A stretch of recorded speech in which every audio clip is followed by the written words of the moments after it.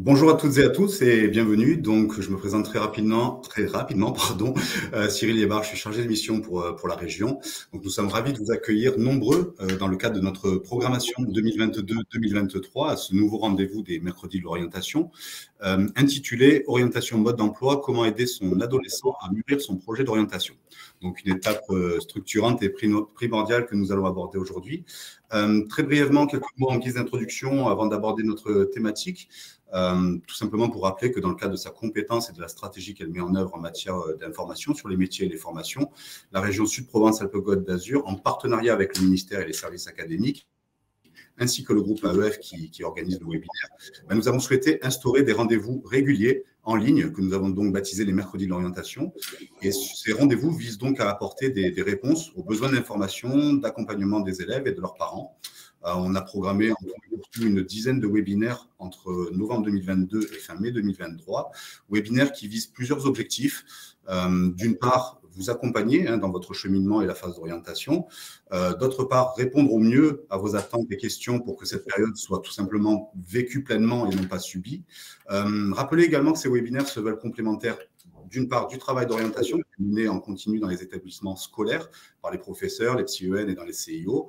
Webinaires qui sont également complémentaires de toutes les réponses et outils existants par ailleurs, tels que les salons qui se tiennent sur les territoires, les guides qui sont proposés sur le site orientationregionsud.fr, mais aussi les outils qui sont accessibles sur ce même site.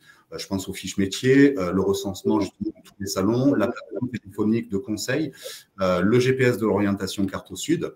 Donc voilà, vous précisez également que vous avez la possibilité de poser vos questions en direct dans le fil de discussion. Nous les ferons donc remonter à nos intervenants en cours ou en fin de webinaire. Voilà, on va voir un petit peu comment on procède. À titre indicatif, si vous souhaitez revenir sur des points qui seront évoqués durant ce temps en direct, sachez que ces webinaires seront également accessibles et consultables sur le site orientationregionsud.fr. Je vous remercie. Je vais donc laisser la parole à nos intervenants qui vont pouvoir se présenter. Et je vous souhaite donc un bon webinaire. Je vous en prie. Bonsoir, donc je me présente, je suis Isabelle Ferry, je suis donc une représentante d'une fédération de parents d'élèves, la PEP, mais je suis avant tout ce soir devant vous parce que je suis un parent d'élève. Donc vous êtes arrivés certainement au premier trimestre où au conseil de classe, on vous a certainement demandé quels étaient les choix, les vœux de votre enfant qui souhaitait, parce qu'il était orienté en troisième ou il était en fin de seconde, ou tout simplement parce qu'il est en terminale. Et se pose la question parce qu'en face de vous, vous avez un adolescent qui peut-être ne sait pas ce qu'il veut. Donc la première des choses, j'ai envie de vous dire en tant que parent, on est tous passés par là, vous inquiétez pas, une solution va se décanter, mais il faut la trouver. Donc on se met autour d'une table, on discute. Donc posez-lui la question de ce qui l'intéresse, est-ce qu'il a des filières, un métier, une formation qui l'attire, ou au contraire, quelque chose qu'il ne veut absolument pas faire. Parce que justement, quelquefois, enlever des choix, c'est justement aller vers quelque chose d'un peu plus mûri. Il faut surtout l'écouter et entendre ce qu'il a à vous dire. C'est-à-dire que s'il a une idée sur un métier, sur une filière particulière, que ce n'est pas forcément vers ce que vous voyez, il faut entendre pourquoi il veut aller vers là. Quelle est son appétence, quelles sont ses compétences, qu'est-ce qui se fait que votre enfant désire aller vers ce métier ou cette filière-là. Vous, de votre côté aussi, n'hésitez pas à lui exprimer vos craintes. C'est-à-dire que vous ne le sentez pas peut-être aller vers l'université ou choisir cette voie-là parce que pour vous, il n'y a peut-être pas de débouché ou que c'est peut-être compliqué. N'hésitez pas aussi à lui dire toutes les problématiques qui seraient au niveau du transport, du logement ou de l'argent, parce que justement, il ne faut pas que ce soit des choix qui soient subis, mais des choix choisis. Donc, une fois que vous avez bien discuté et que c'est une discussion familiale, puisque ça va engager toute la famille sur ce choix d'orientation, n'hésitez pas après à aller dans les salons de l'étudiant. Alors, l'étudiant Studirama, AEF, Figaro, Le Monde, ce n'est pas ce qui nous manque en ce moment. C'est la grande période. Ils sont tous de retour en présentiel. Donc, allez sur ces salons à la rencontre justement de ces établissements scolaires, de ces enseignants, de ces étudiants qui peuvent justement vous apporter les informations nécessaires. Il ne faut pas hésiter non plus ni faire l'impasse sur les journées portes ouvertes. Lorsqu'un établissement ou une filière vous plaît, il va vous indiquer généralement la journée portes ouvertes.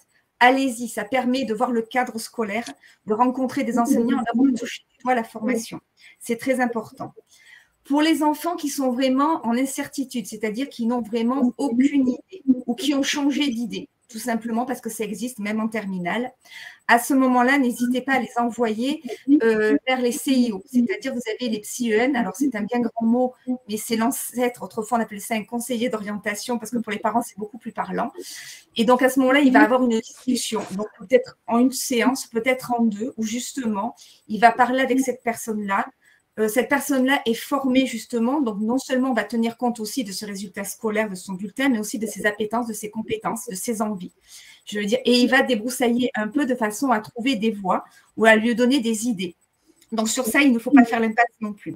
Et j'ai envie de vous dire un autre conseil de parents. Vous allez peut-être vous dire le calendrier est contraint parce qu'effectivement là on est au premier trimestre, puis au deuxième trimestre il va falloir rentrer des vœux. Pour certains, il va falloir rentrer des vœux dans Parcoursup.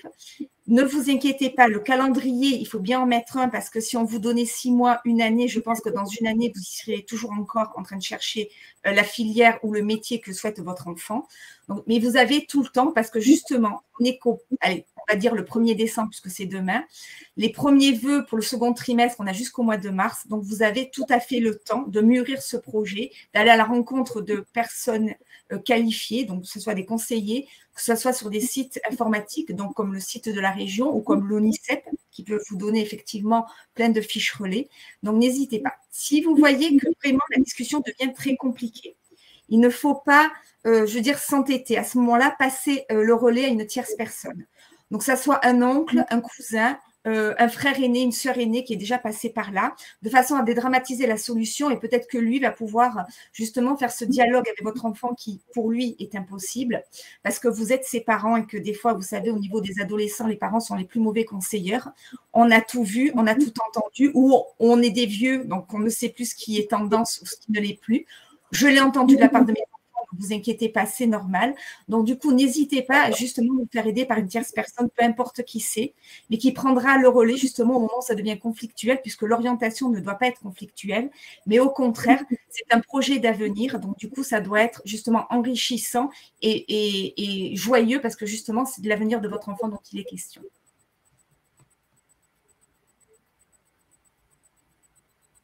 Alors, je vois une question, je me permets d'y répondre. Est-ce que les élèves de seconde doivent faire des vœux au deuxième trimestre?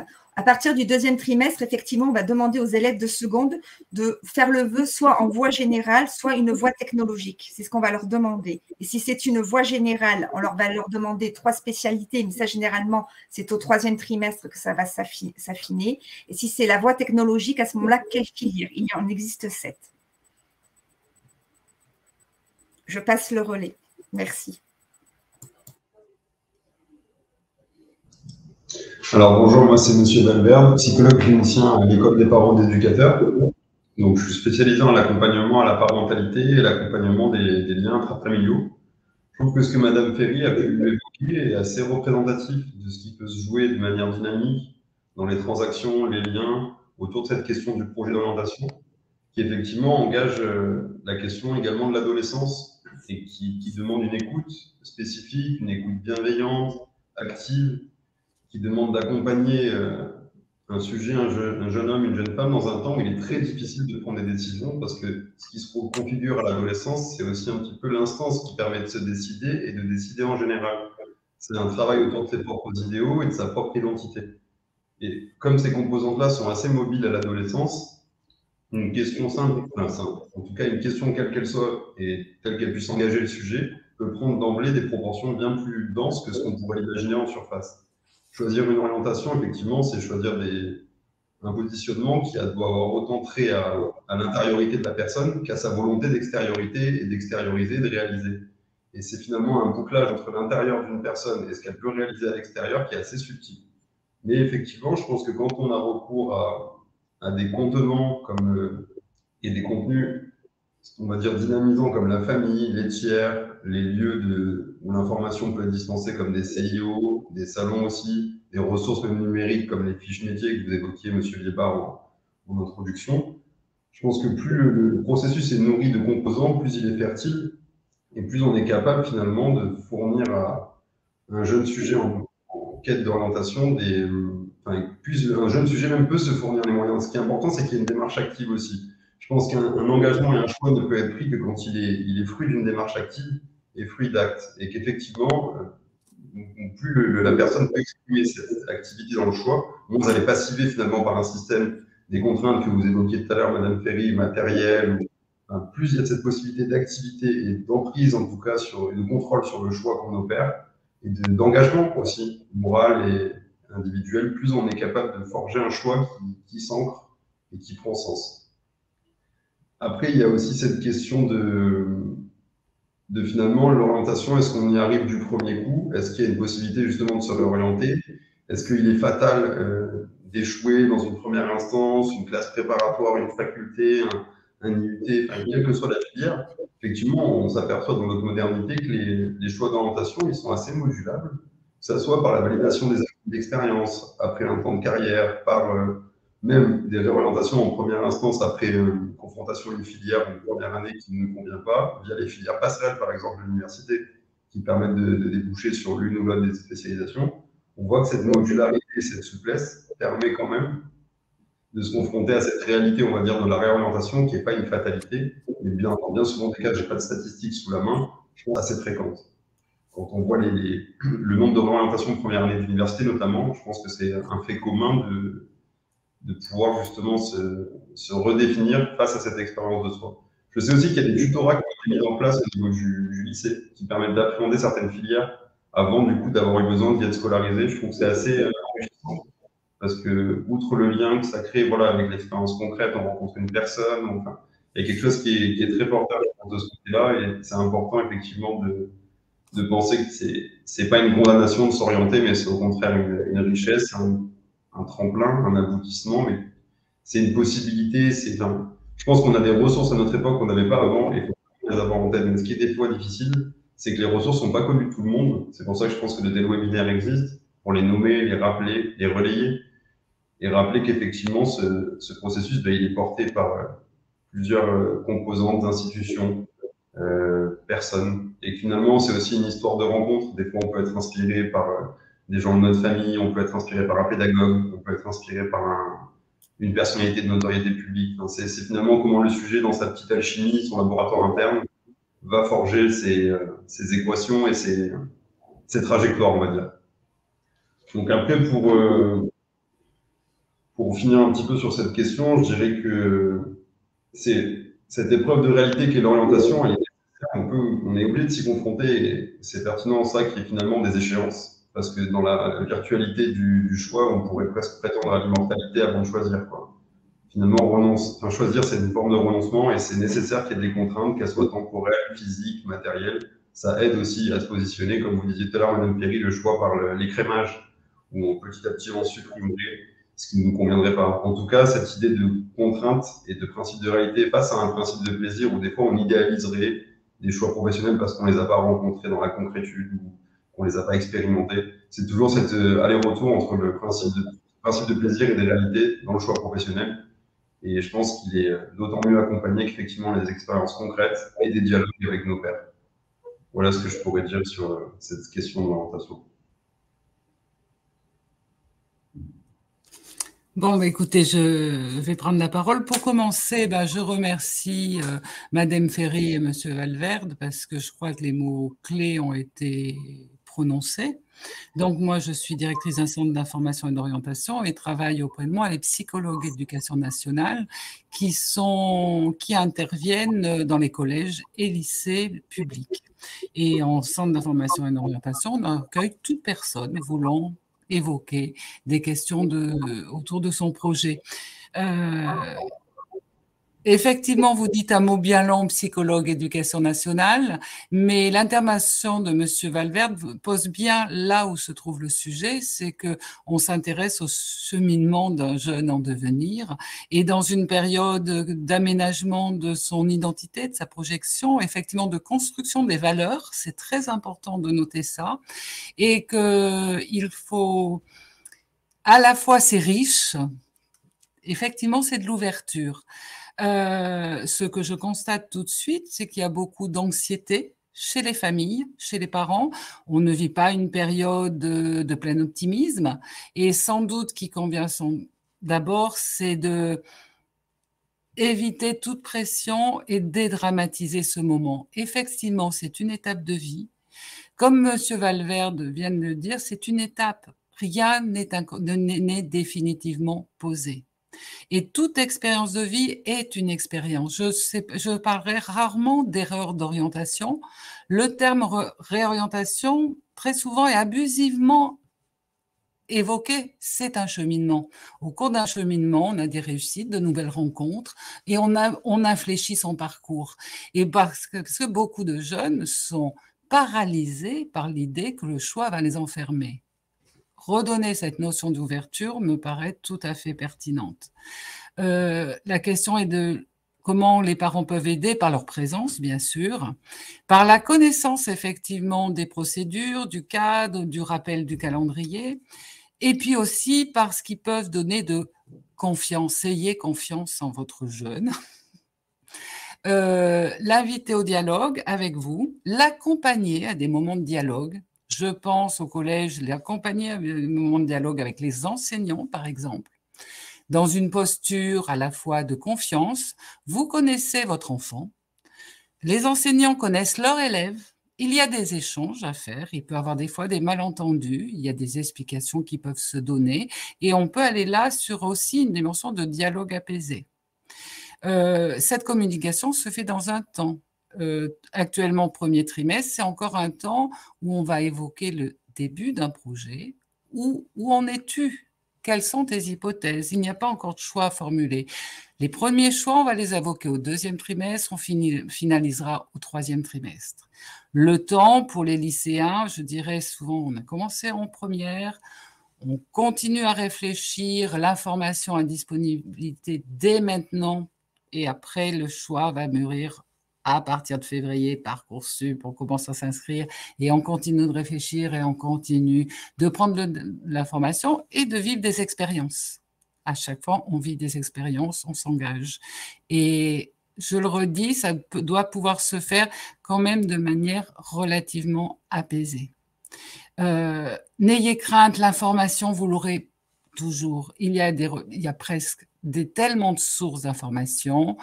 Peut-être apprendre à naviguer dans l'une. Là, vous êtes sur un site, apprenez à naviguer dans l'un, qui vous mènera, si nécessaire, au site de l'ONICEP, quand ça sera important.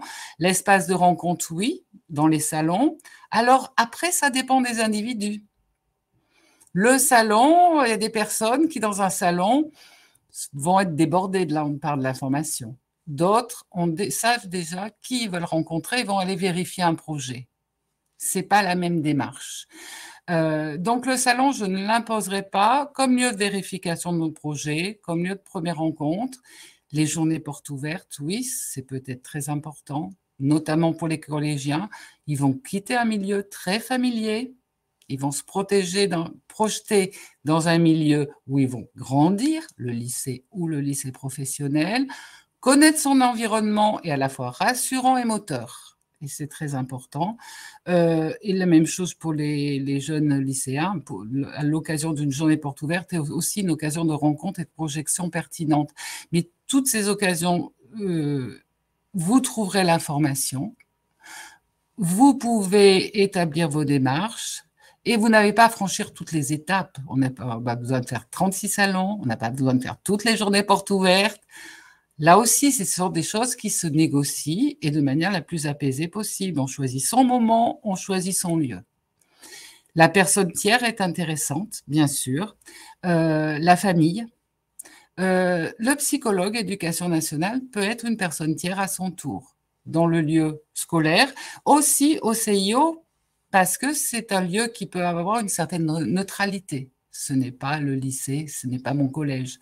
Très souvent, on peut être à l'écoute du jeune, et c'est à partir de ce qu'il peut dire de lui-même, de ses intérêts, de ses goûts, de comment il se projette dans l'avenir, de ses inquiétudes, qu'on va pouvoir ouvrir des pistes. Là aussi, on ne va pas avoir forcément une réponse en une heure. Le cheminement, il peut continuer seul, il peut revenir vers nous.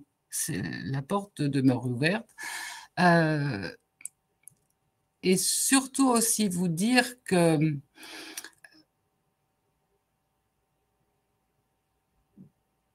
ne pas s'inquiéter, oui, que rester ouvert au possible, aux rencontres, à la confiance, à l'expérience. Et puis, les parents peuvent permettre de mesurer, par contre, aussi des limites. Rappelez le calendrier, mais il y a des limites financières.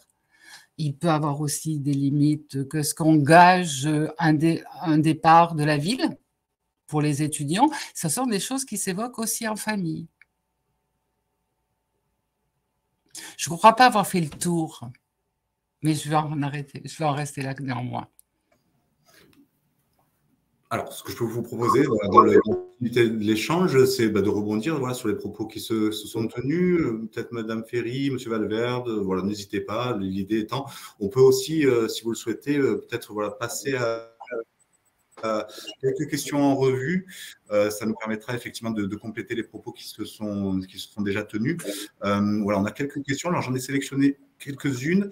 Alors, on l'a abordé effectivement, la question de comment faire si mon adolescent ne sait pas quoi faire et ce qu'il ne veut pas faire. Donc c'est vrai qu'on l'a plus ou moins abordé. Il y a une question aussi relative au contact, au rapprochement avec les conseillers d'orientation. Comment on procède. Donc n'hésitez pas, rebondissez, on va enrichir l'échange.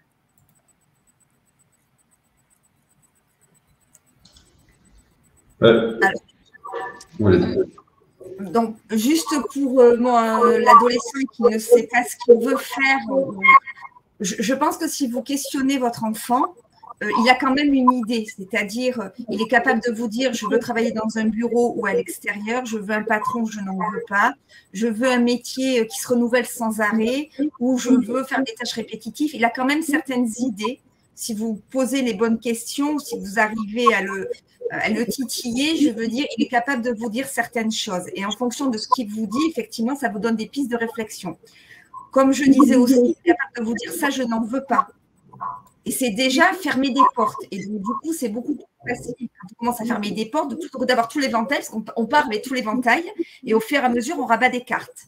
Donc voilà. Et du coup, avec ce qui va rester, en fonction de ses appétences, il y a aussi, vous pouvez lui poser la question s'il veut faire des études longues ou des études courtes.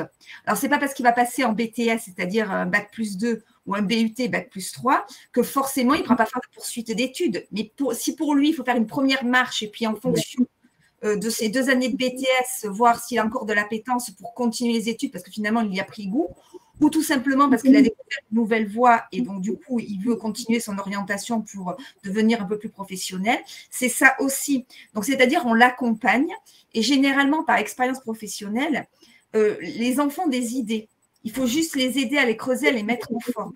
Et puis, vous allez voir, ils vont commencer par une idée, c'est-à-dire qu'ils vont vous proposer alors soit la voie générale avec telle spécialité parce qu'ils ont l'intention de faire tel métier ou telle filière. Et puis, une fois qu'ils vont être en Parcoursup ou qu'ils auront commencé les études supérieures, ils vont vous dire, tiens, finalement, j'ai envie de faire autre chose. Mais en fin de compte, quand on les écoute, c'est assez cohérent. C'est-à-dire que pour vous, ça va vous dire, vous dites, mais non, tu es parti pour faire un BTS, je vais vous donner l'exemple de ma fille, elle est partie faire un BTS MHR, donc Management Hôtellerie-Restauration. Et à la fin, quand elle a obtenu son BTS, elle m'a dit, maintenant, je veux faire un bachelor événementiel.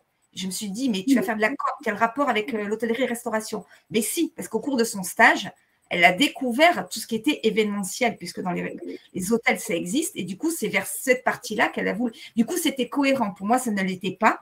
Mais elle m'a expliqué la cohérence de son parcours. Et donc, effectivement, faites-leur confiance parce qu'effectivement, eux, dans leur tête, ils ont une idée et c'est en quelque sorte, j'ai envie de dire, l'idée à ce moment-là. C'est-à-dire à cet instant T, ils ont envie de ça, leur appétence, leur goût va vers ça. Et puis, au fur et à mesure qu'ils vont mûrir leur projet ou qu'ils vont commencer des études, ils vont rencontrer des acteurs. Ils vont devoir faire des stages, devoir faire peut-être de l'alternance. Et par ces rencontres-là, ils vont développer leur projet vers quelque chose d'autre. Donc voilà, donc il ne faut pas avoir peur, au contraire, mais il faut toujours être dans le dialogue, j'ai envie de dire. Comme ça permet effectivement que chacun se rassure, c'est-à-dire que l'enfant se rassure sur ses choix. Vous êtes derrière, vous avez compris, vous êtes derrière, vous allez l'épauler. Et vous, en même temps, ça vous rassure de vous dire, oui, finalement, il ne prend pas des choix au hasard, il a quand même un projet professionnel ou une idée qu'il faut creuser et l'aider.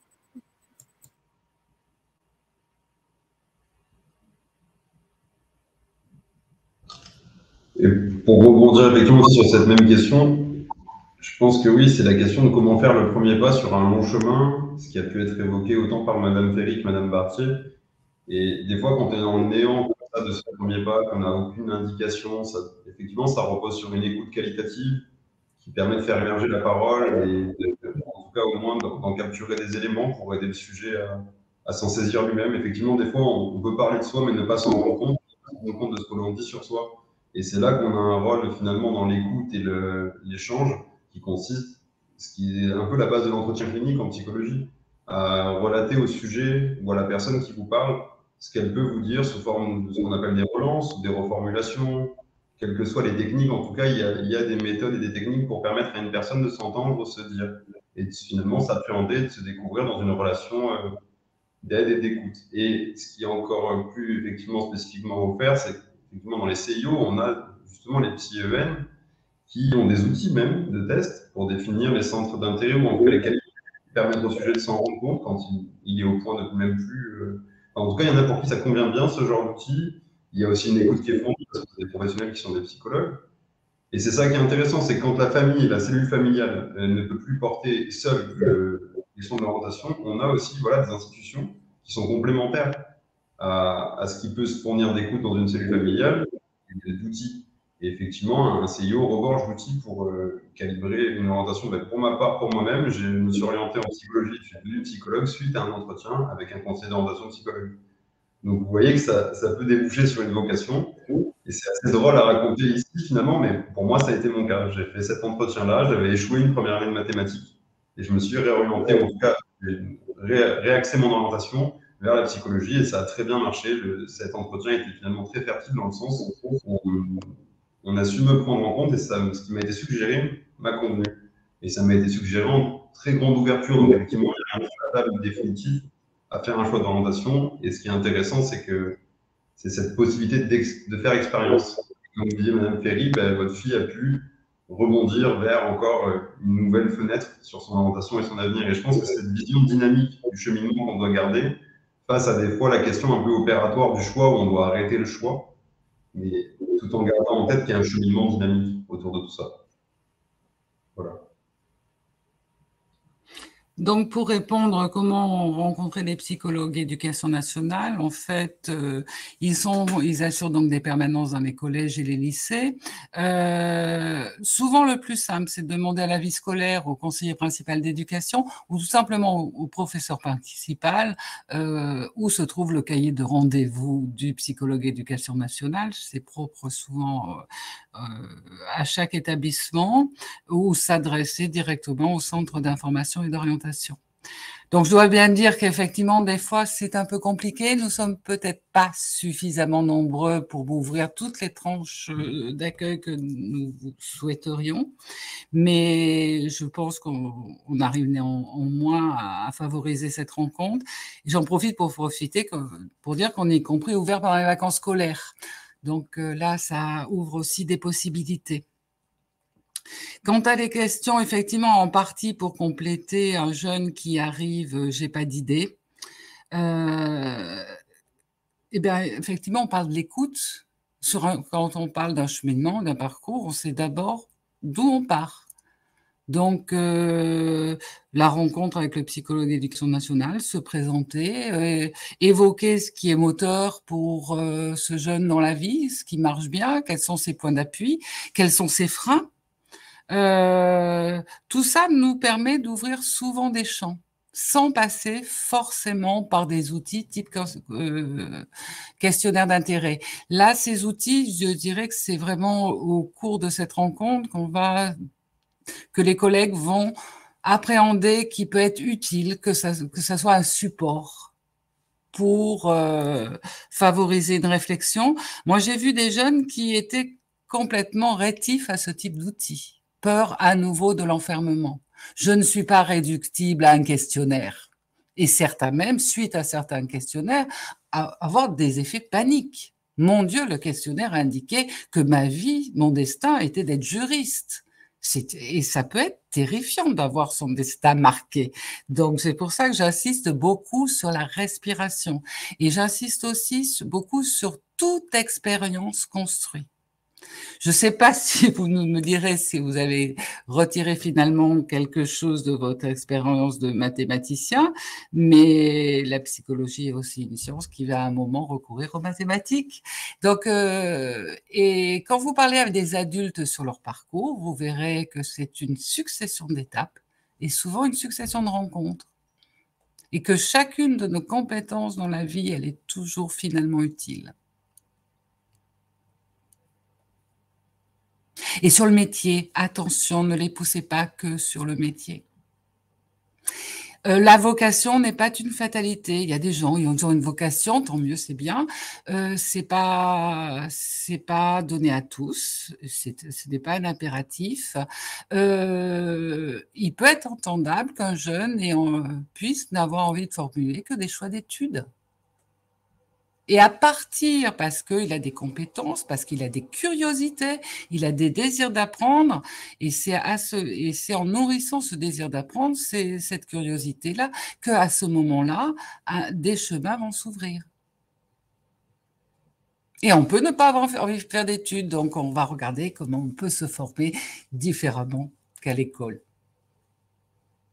Se prendre en compte. D'abord, se prendre en compte. Oui. Alors, c'est vrai qu'on le voit dans les questions. L'orientation est une source de stress. On le ressent, en tout cas, en termes, voilà, au niveau des questions qui sont posées. On a pas mal appuyé en effet l'idée que la rencontre est primordiale. On évoquait également en introduction voilà, les lieux qui sont dédiés à ces rencontres. On pense au salon voilà, Studirama, l'étudiant voilà, qui se tiennent sur l'ensemble du territoire. Peut-être, alors je ne sais pas, de votre expérience en tout cas, préparer ces temps-là, comment les aborder également, comment aller à la rencontre voilà, des entreprises, des organismes de formation dans ce cheminement. Est-ce que vous avez voilà, peut-être des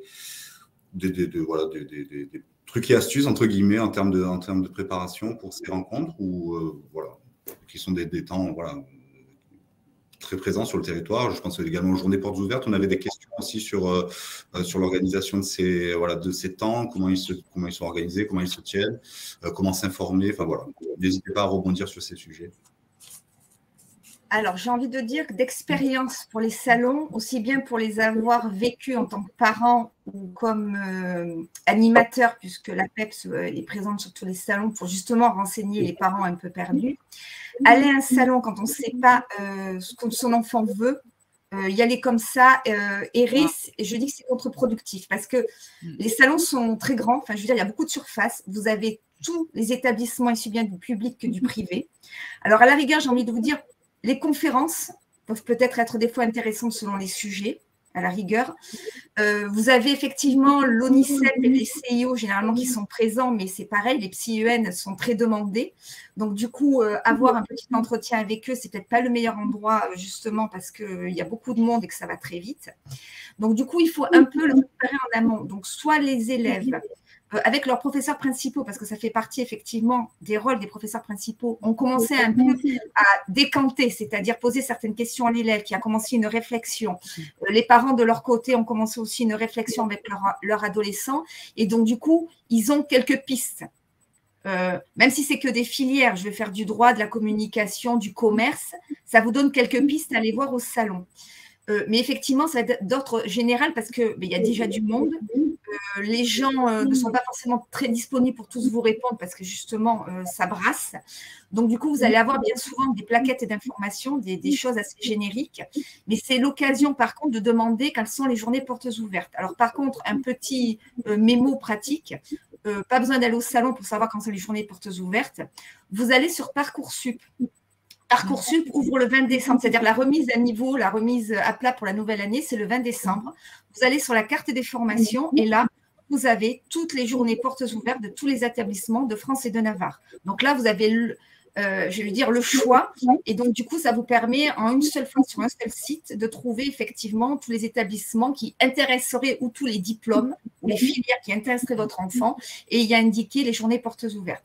Effectivement, les journées portes ouvertes, j'ai envie de vous dire, c'est plus sympathique parce qu'effectivement, si vous allez dans tel établissement, c'est parce que la filière ou le diplôme qui est proposé suscite un peu d'intérêt pour votre enfant. Du coup, là, il va dans l'établissement scolaire, ça lui permet de se rendre compte que c'est un établissement, soit un lycée, soit un établissement du supérieur, va rencontrer des enseignants qui vont expliquer le parcours, les programmes, ce qu'ils attendent, je veux dire, et en même temps, lui, il va rencontrer aussi des étudiants, donc du coup, il y a un échange qui va se faire. Généralement, ça se visite, et il y a un échange assez dynamique. Et donc, du coup, normalement, il doit repartir de là avec plus ou moins, soit ça le conforte dans son idée, soit au contraire, il se dit, ben non, pas du tout, c'est pas du tout ça que j'attendais de cet établissement ou de cette filière-là.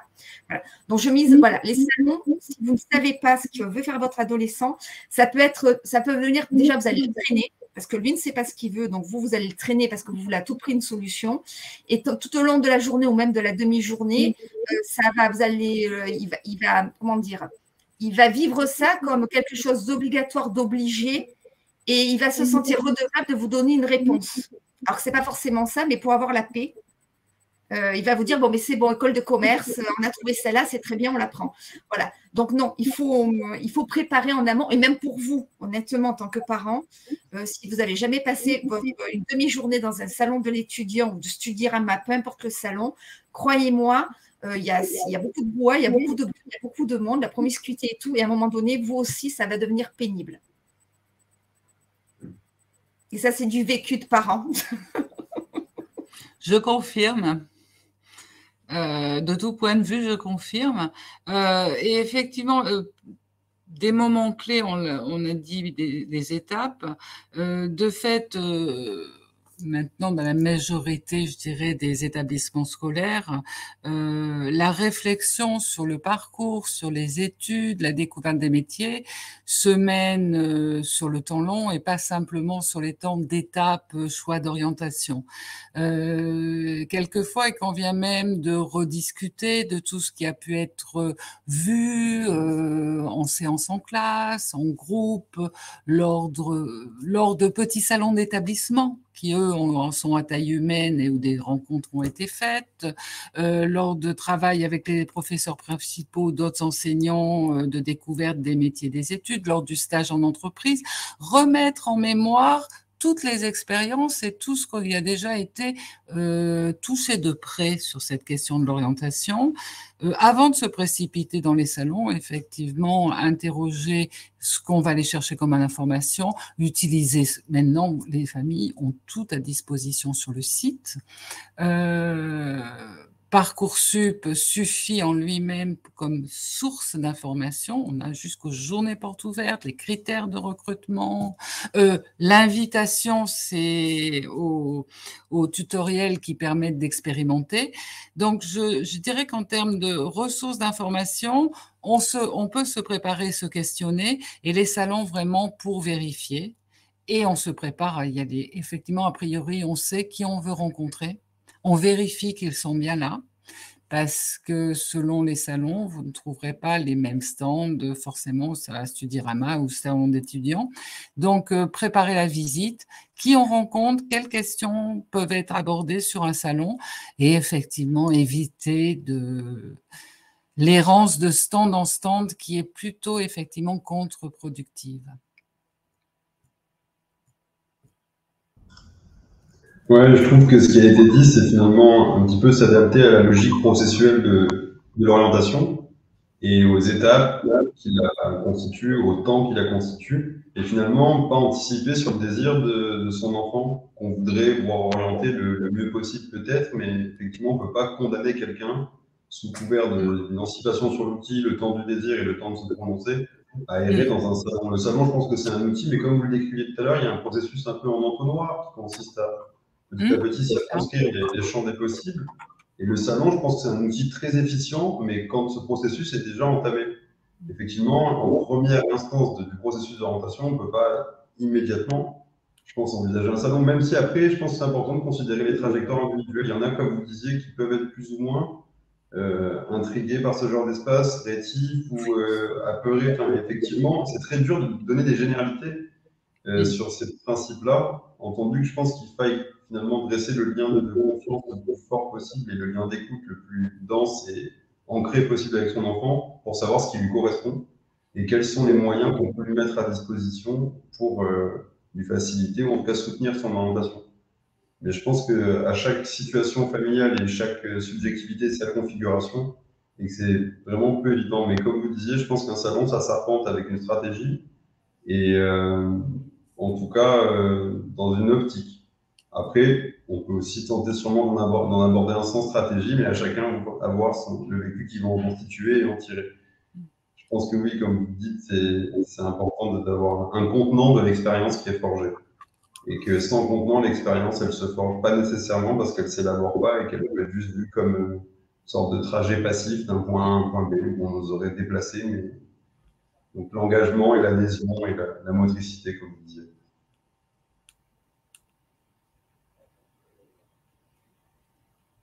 Alors, il nous reste 4 minutes avant de conclure ce webinaire.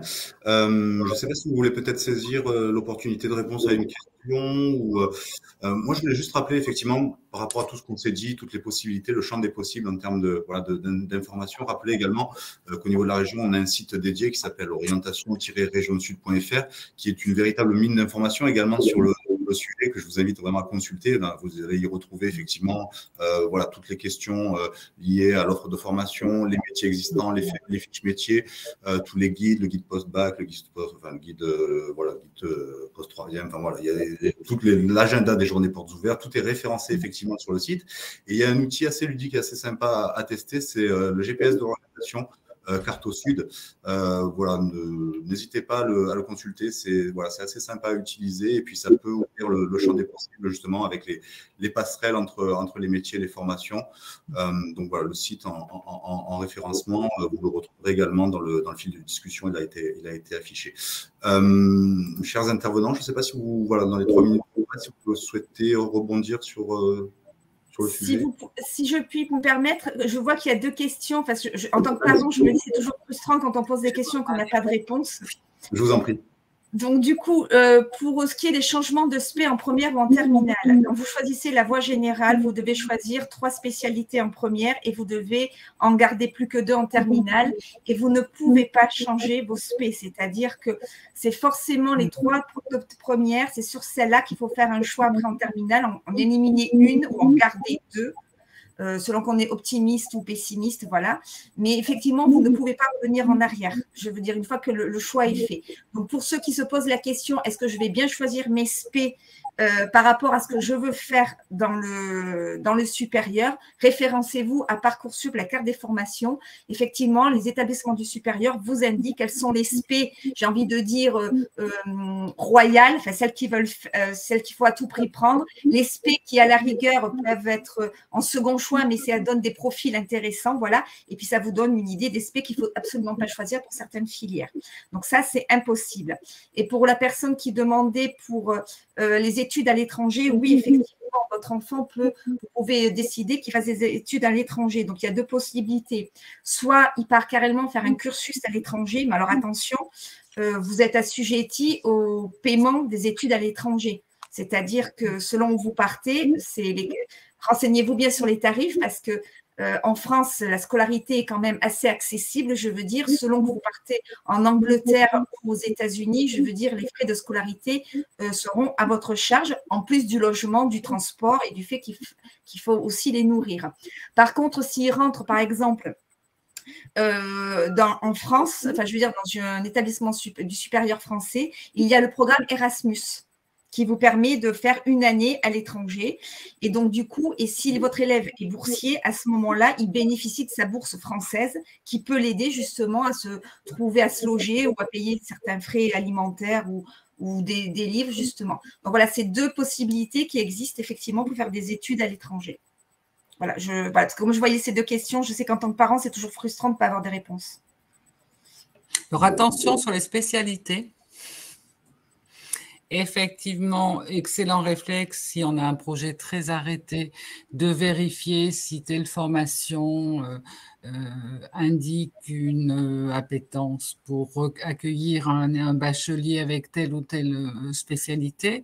Mais le choix de spécialité se fait aussi en fonction de ses goûts, ses intérêts, ses compétences, ses facilités.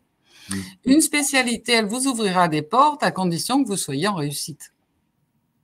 Donc, s'infliger des spécialités pour lesquelles on n'a pas de goût, pas d'intérêt, et sur lesquelles qui vont affadir, voire brutaliser vos années lycée, ne vous ouvrirez pas de porte si vous êtes en difficulté. Une spécialité, par contre, qui vous convient, qui vous intéresse, qui vous invite à travailler, qui vous permet d'obtenir des très bons résultats, peut vous ouvrir des portes. Donc, attention, parce que la réforme du lycée était bien celle-ci. S'appuyer sur les appétences des jeunes pour leur permettre de conduire leur projet. Et éviter qu'un choix de soumettre les choix d'études, de filières, à des projets fort éloignés et à des ambitions du futur. L'enseignement sup est censé s'adapter aux spécialités. Je ne suis pas naïve, je sais qu'on doit conseiller pour certaines filières des spécialités, mais attention de ne pas retomber dans un système infernal où les jeunes encourent le risque de difficultés au diplôme. Voilà. Tout à fait. Alors, il est 17h46, il est temps de conclure ce webinaire. Donc, une conclusion très rapide, tout simplement pour remercier déjà l'ensemble des intervenants pour la qualité, la richesse de leur présentation, des informations très éclairantes qui ont été apportées sur ce sujet, vaste sujet en tout cas. Rappelez également que l'intégralité du webinaire sera accessible en replay sur le site orientation-regionsud.fr, dont vous retrouverez l'adresse dans le fil de discussion, et sur lequel vous retrouverez également la programmation de nos prochains webinaires métiers. Voilà, il ne vous reste plus qu'à vous souhaiter à toutes et à tous une très bonne fin de journée, et puis à vous donner rendez-vous pour un prochain webinaire dans le cadre des mercredis de l'orientation de la région Sud. Merci. Très bonne fin de journée. Merci, au revoir. Au revoir. Au revoir.